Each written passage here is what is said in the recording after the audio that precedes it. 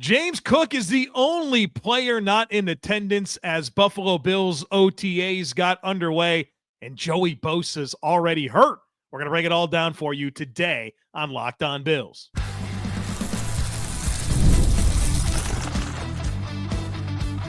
You are Locked On Bills, your daily Buffalo Bills podcast. Part of the Locked On Podcast Network, your team every day.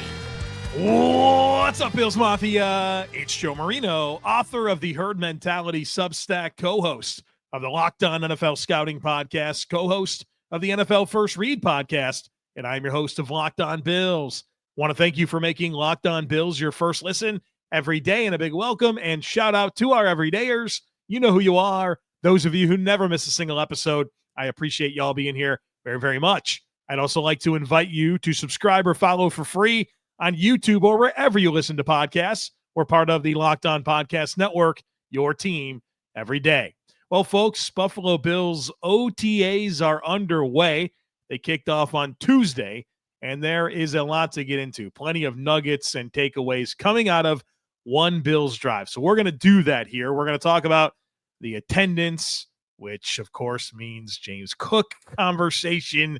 Joey Bosa is hurt already. That's not great. We'll get into that. Plus, Sean McDermott had some interesting comments on a bunch of young players and a few notes from practice. But the big news is the attendance piece. And the good news is that pretty much every player was there. Every player except for one, and that being James Cook. James Cook, the only player not there. And obviously, there's a contract negotiation that's been brewing for several months. And the latest is that it appears James Cook is going to miss organized team activities. Now, they are voluntary, which, of course, is notable, but it doesn't mean that it's not significant or meaningless that he isn't there. Of course, they are voluntary, and he has the right to make the choice that he's making, which is to further press, right, the negotiation for a new contract, which he's entering his fourth season. He's had 2 good years in a row. We know how running back negotiations can be, right? These are big moments for them. And this is the move that James Cook feels is necessary to get the deal done. And Sean McDermott said that he's staying in touch with James Cook like you'd expect from a player and a coach. And McDermott said that he'll be here when he's ready to be here. And of course, this is just the latest piece of this James Cook narrative. And I think there's 2 different schools of thought to approach this from. One being, well, does it matter that he's not there, right? We kind of talked about this yesterday, where reps either matter or they don't. And so this is the way I look at it. I'm not concerned. I'm not worried. I'm not panicking. But it would be helpful for the team for him to be there. It would be best for the Bills that James Cook was there and practicing and getting reps. And he's the Bills' starting running back. He's going to touch the ball probably more than any other player on the offense this year. It'd be helpful for him to be there. So I don't want to make light of it. But of course, there's nothing to really be worried about. But it would be helpful for the Bills' offense and for the Bills' team if he were there. You know, this is a really unique situation that we haven't seen Brandon Beane have to deal with. He's been able to get extensions done with players, and they haven't been vocal through the media, right, about their demands. They haven't not participated. It's different. It's a different situation. And so it's kind of prompted me to think about this situation more from the lens of Brandon Beane and what's important to him. Is it about resource allocation to the running back position? We hadn't seen him pay a running back yet. It hasn't happened in Buffalo. Devin Singletary, 4 years and walked. Hasn't went through with drafting a running back in the first round yet. Has not paid a veteran running back yet. So is it just resource allocation and it doesn't matter? He's not going to pay a running back. He said he would, but I really care a lot more about actions than words, and we haven't seen him do it. He's had opportunities, hasn't done it. So is it resource allocation to the position? Is it resource allocation to James Cook? Is it the stuff that I talk about that I have brought to the forefront every time we've talked James Cook? And it really comes down to what he's asking for versus the player that he's proven to be and how I don't think it adds up. Does Brandon Beane see it the same way? Is it the contract demands in general and his approach to the situation? Like, what is it for Beane that has James Cook feeling like the step he needs to take is to not be there? Which also prompts me to bring up this question. What if James Cook was there? Everything was the same, right? You're still working towards the deal. Everything that's happened to this point has happened, but James Cook was there today. What would we be saying? What would we be saying? Would it be, oh, wow, James Cook is serious about this year and really wants to show that he's going to put in the work and time and maximize this opportunity to land the deal that he's after? Because I'm not sure what's going to be different here. What new piece of information other than it's mandatory is going to get James Cook to be at the facility practicing and getting ready for the season? What if he was there? What would the narratives be right now? What would we be saying? I think it'd probably be a lot of positive publicity. I think I'd have some very favorable things to say. I'd be like, wow, I was not expecting James Cook to be there since it wasn't mandatory, but he's there, and what a great sign. So I think that's worth talking about as well, is how these conversations would be different right now if he was there. It's a fun little idea to consider. Should he have showed up to work? So James Cook, your only Buffalo Bill player not in attendance as OTAs open up. And throughout the day and listening to the different press conferences, there was a lot of attention placed on Josh Allen being there and, NFL MVP, face of the franchise, leader of the team, and how meaningful it is that, he's there for a voluntary session, especially with, some rumors that his wedding is very soon, right? I'm not sure a lot of guys, the days before their wedding would be freed up to do something like this. Obviously, Josh Allen lives a different life than a lot of people, but a lot being made of Josh Allen being there and how important that is for the team. Now, there is a bit of unfortunate news, and it's that Joey Bosa already hurt. Calf injury. Popped it last week. Likely out until training camp. We'll break that down and a whole lot more here on the other side of it. Folks, be sure to stick with me.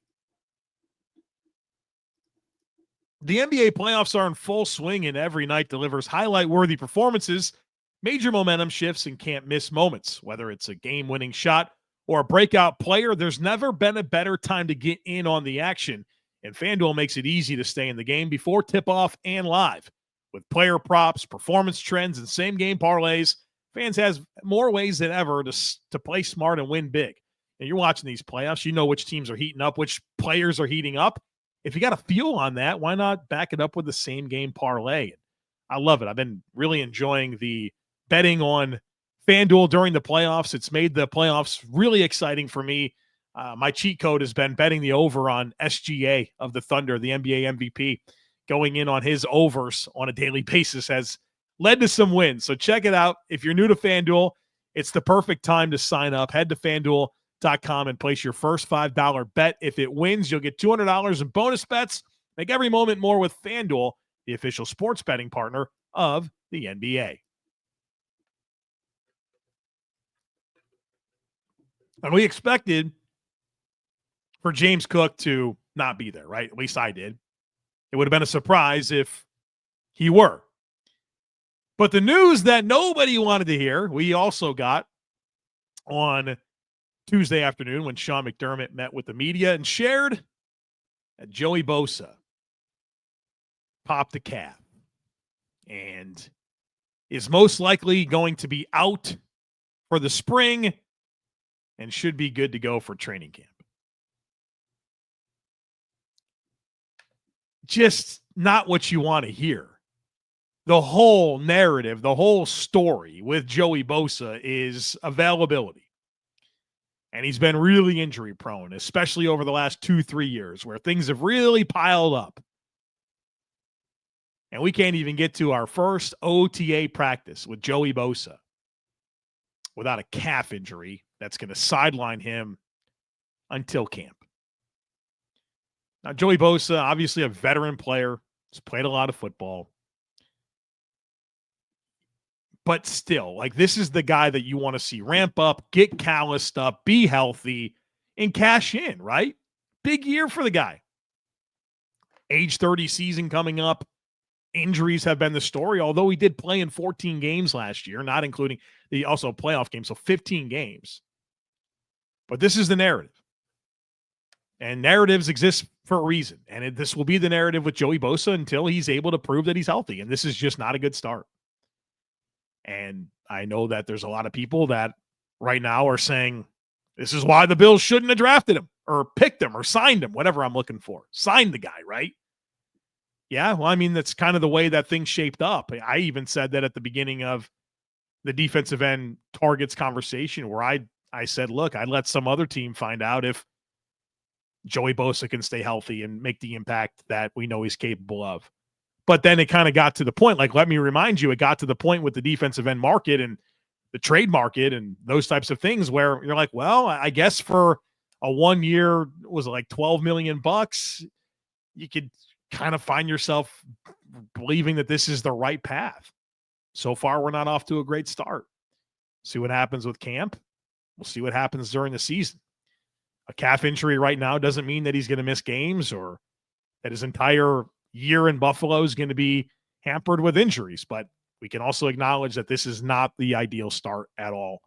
And I was thinking to myself, if a player had to have a calf injury and be out until camp, the one player you'd probably pick for it to not be would be Bosa, because you want those injury narratives to go away. And, well, they're not going away. They're intensifying. So I guess the concern here really comes from if this lingers or if he has another injury, a different injury, what does this defensive end room look like without Joey Bosa? I mean, in the first 6 games of the season, you're, remember, not having Michael Hoyt as he serves a suspension. So if you had to do this without Bosa and Hoyt, your defensive end room looks like Greg Rousseau, AJ Epinesa, Landon Jackson, a third-round rookie, and Javon Solomon, a second-year player. That'd be your group. It's a whole lot better when you have one of Bosa and Hoyt, and it's really exciting if you have them both. But unfortunately, the conversations we are having right now. All right, let's kind of keep working through the nuggets coming out of one Bills drive as the Bills opened OTAs on Tuesday, May 27th. Sean McDermott was asked about the tush push, which lives, right? The NFL did not receive enough support to ban the play. And it's a very interesting dynamic because the Bills are a tush push team. The second most in terms of using the play is the Bills after the Eagles, and the Bills are very successful with it. And they use it all the time. And of course, what has been confusing for a lot of people, including myself, has been Sean McDermott's commentary along the way. And Sean's on the competition committee. And so he's been asked a lot about this, and he's been vocal in that he wants the play gone. He wants to play banned, and he doesn't like the safety of it. He doesn't like the optics of it. Yet his team uses it the second most of any team in the league. And so Sean was asked about the tush push, and he said, we'll play within the rules. Well, the rules say you can do it. Sean McDermott says that it's not a safe play. Josh Allen's your quarterback. So either Sean McDermott is just truly embracing the role of competition committee member versus head coach of the Bills and like approaching it from two completely different lenses, or I just don't understand the congruency with what his team does versus what he says. Because if protecting Josh Allen is critically important and you don't think it's a safe play, well, then you wouldn't do it, right? You wouldn't do it. But he said that Joe Brady, the Bills' offensive coordinator, will play within the rules. Okay. So I guess the Bills are going to keep using the tush push, despite Sean McDermott openly discussing that he doesn't feel like it's a safe play. All right, so there's that. Sean McDermott was asked about the Bills being chosen for Hard Knocks, and I thought his answers to that question were interesting. He said, to some extent, it's a real compliment that the Bills were chosen now that the criteria has changed. Of course, the Bills have not been eligible for Hard Knocks until they change the criteria, and then the first opportunity that they have to bring in a team that's been a playoff team, they do, and it's the Bills. And Sean went on to talk about it being a great opportunity for the fans to get a look inside. And he said there's a lot they will see, a lot that they won't. He liked that they'll see how much the players love each other and acknowledge that the challenge is the authenticity of the building, that trust between the players and staff and bringing the team together. That will be challenged because the cameras will be present. But they said, or Sean said, that the authenticity must stay intact. And so I like that he's saying, look, we got to do what we got to do to get ready for a season. Maybe it's a little bit more challenging to be authentic because there's cameras around, but we got to stay the course and be who we are. So it'll be fun to see that come together. I'm excited, as you've been told already through our conversations, both with Locked On Bills and then again on Bill Squad, that I'm excited for Hard Knocks and planning on content around Hard Knocks already. It'll be part of our Wednesday episodes during Hard Knocks season. Dion Dawkins was asked about Hard Knocks, and boy, he was excited, as you'd expect him to be, right? Very excited. This is a made for Dion Dawkins moment, Hard Knocks. And he also had some comments about the Protector of the Year and how he really values that it's part of his legacy in the NFL that he was able to bring this award together, which I think is super, super cool. Couple notes from practice here. Reading through Alex Brasky of the Batavia Daily News, his Twitter analysis on some of his takeaways from the Bills' 7-on-7 sessions and 11-on-11 sessions.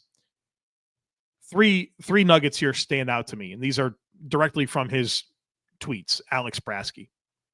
Josh Allen finds Curtis Samuel streaking across the formation, touchdown against Trey White. Josh Allen finds Elijah Moore downfield, Trey White in coverage. Josh Allen throws incomplete low to Josh Palmer, Trey White in coverage. Pretty clear that Trey White is getting the first opportunity to be the starter opposite of Christian Benford, which is not expected, right? I think it would be a bit of a surprise if that were to be Maxwell Hairston from day one. And certainly Maxwell Hairston in a position where he's got to earn that opportunity, like everything in Buffalo. But the assignment to me is very, very clear that Maxwell Hairston, his path to starting opposite of Christian Benford is beating out Tre'Davious White. And that is Tre'Davious White's job to lose for now. Maybe Dane Jackson will have something to say about this, but we know what's ahead of Maxwell Hairston. Trey White is getting those first opportunities to be the starter. And obviously the ceiling for the defense is in Maxwell Hairston. And that's what I'm hoping happens. And it sounds like, based on these plays and other practice reports that I've been able to read, it sounds like Trey White had a bit of a rough go.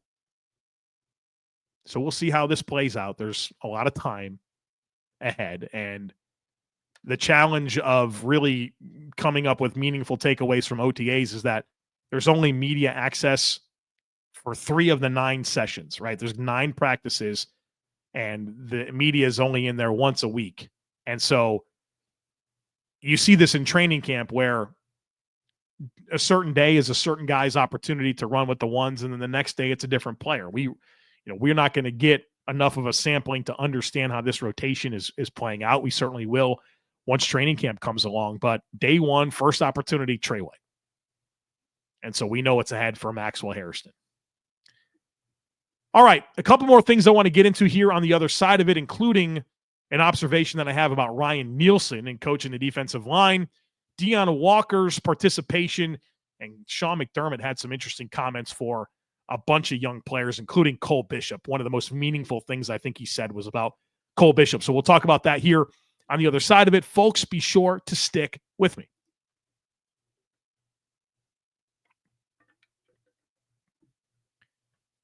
All right, folks, welcome back. A quick reminder to you about Bills Squad. It's a new piece of content that is part of the Locked On Bills feed. It's a twice weekly show with myself, Jerry Ostrowski, Jeremy White. It's an hour-long episode that is designed to be panel style.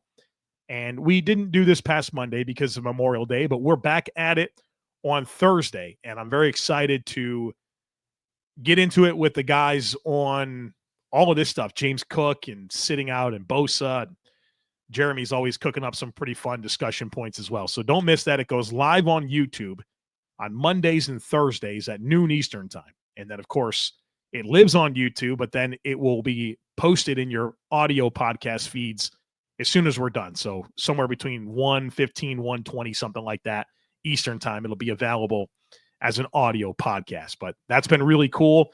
It's going to continue. Like, this is a new staple part of this podcast feed. And during the season, it's going to be really cool because it's going to turn into one episode of like instant post-game reaction. Like when a game goes, is over for the Bills, myself, Jeremy, and Jerry, we're going live, breaking it down instantly. And then we'll have a midweek episode as well. So hopefully you guys are enjoying that. The feedback's been really good, and that'll be live on Thursday afternoon. All right, so one observation that I had, of course, I'm scouring through Twitter, trying to get any nugget that I can, and you start to see a different video posted on the Bills defensive lineman, and Alex Brasky with some good clips, in addition to Dom Tibbetts has posted some clips as well that I shared on my Twitter feed, quote tweeted them. And the big observation that I had when you're watching these defensive line drills, and there was a pretty good sampling of them, Ryan Nielsen was the guy running the drills. He was the guy running the show. Marcus West, the Bills defensive line coach, was very much not running the show. He was holding bags, not the vocal guy. Nielsen was the guy leading the drills. He was the first to have coaching for the players. Like, it was very clear who the leader was of that defensive line, and it was Ryan Nielsen. And Marcus West is the returning defensive line coach. I've been excited for Nielsen's addition to this coaching staff. I've talked about it a number of times this offseason. This guy has a great resume working with defensive line. And he really goes back to his time with the Saints, where there's some really good player development, including Trey Hendrickson there. And you saw from Cam Jordan, David Onyemata. There's just so many good players that came up with that Saints defensive line. And, I think even with the Falcons, there were some good stories to tell there, and even Jacksonville last year, in particular, some of their edge guys. But Nielsen's a highly regarded defensive mind in this league, and he was hired, and I think his role is formally like senior defensive assistant.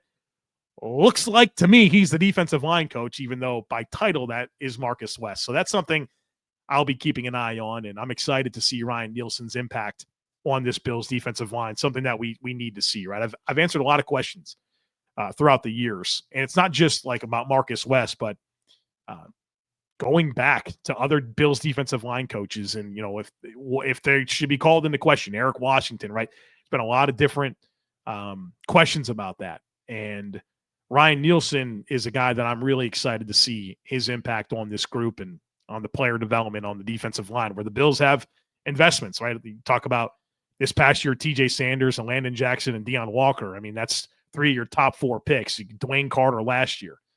Can Greg Rousseau take a step? Can we get more consistency from Ed Oliver? Epinesa, right? I think Nielsen is going to have a big impact on this group, and I hope that we are talking about Ryan Nielsen's impact on this defensive line like we talk about Aaron Cromer's impact on this offensive line. Nick Sabato, a Bills reporter for the Niagara Gazette, shared this on Twitter. Rookie defensive tackle Dion Walker didn't participate in all of the drills, just like a rookie camp. Now, there was some commentary that he was participating in 11-on-11 drills for defense versus offense, so I don't think he's completely on the side, but Brandon Beane did indicate that they were kind of be deliberate about his workload, and it sounds like that's the case. So I think the good news is that he is participating, including on team drills, but you could tell that there is a slow approach with Dion Walker, who had a back injury uncovered at the scouting combine. So he's working, but maybe not all the way. But I think the good news is that he is working. Sean McDermott had some interesting comments on some young players. I want to get into these comments about Cole Bishop. Sean was asked about Cole Bishop, and he said the biggest thing for Cole Bishop is to learn the system well enough that you can see his true skill set and let the system work for him. I feel like Sean really tied together what I've been trying to say about Cole Bishop in his entire journey to this point. And even going back to last year at this time, listening to Cole Bishop talk about picking up the defense and listening to the coaches talk about him picking up the defense, and kind of got the impression that it was uphill, like an uphill climb for Cole, and that he misses a ton of time during the training camp and misses all of the preseason. And then the next thing you know, he's starting week 4 against Houston. And you kind of just felt like he was behind with reps and knowing the scheme. And because of that, you have a very dynamic athlete, right? With great size that you'd like to see make more impact and make more splash plays, where by the end of the season, I thought he was a passable player, but there was just not like the playmaking that you're hoping for. And I think that's a great way to tie that together. Sean said, I'll go back to it.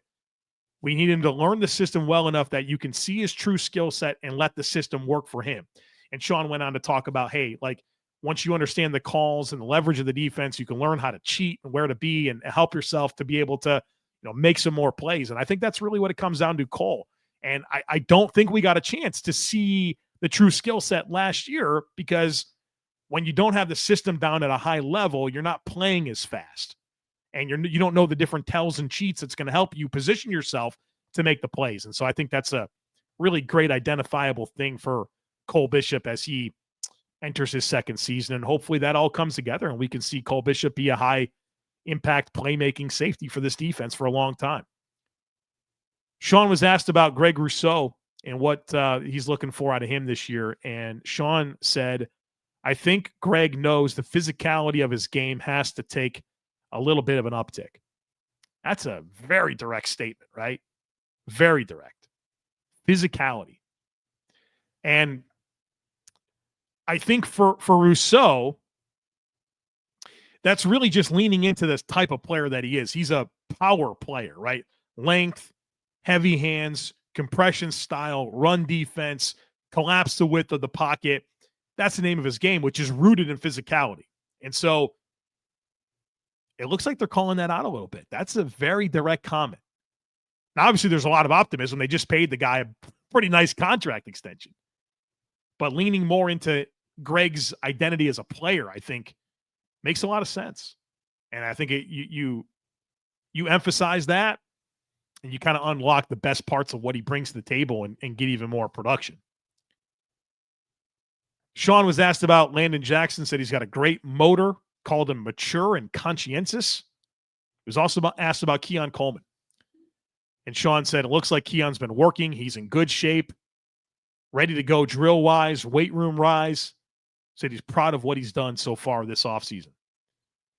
It was as positive of a remark as you'd hope from Sean McDermott about Keon Coleman, praising the work that he's put in, the shape that he's in. Said he's proud of what he's done this offseason. Now, of course, it's about building that and consistency and all those types of things, but it sounds like Keon Coleman took things serious this offseason, and hopefully he hits the ground running and reminds us of that player he was before Jordan Poyer hurt his wrist, because he was on a good path. He was on a good path, and that player still exists. He's very young. He's very young, so I'm excited to see that. So looking forward to continuing to get nuggets out of these OTAs, see what type of trends we get. There's different practice reports that you can read out there from reporters that were in attendance. I'd encourage you to do so. And, we'll continue to bring those conversations here to Locked On Bills. So this was a lot of fun. Got our first OTAs underway, folks. It's coming. The season is coming. And we'll be breaking it down every step of the way for you here on Locked On Bills. So don't miss anything. As always, I kindly ask that you make sure you're subscribed. Would love it If you rate, review, and share the podcast, have a great rest of your day. Go Bills, and I look forward to catching up with you again real soon.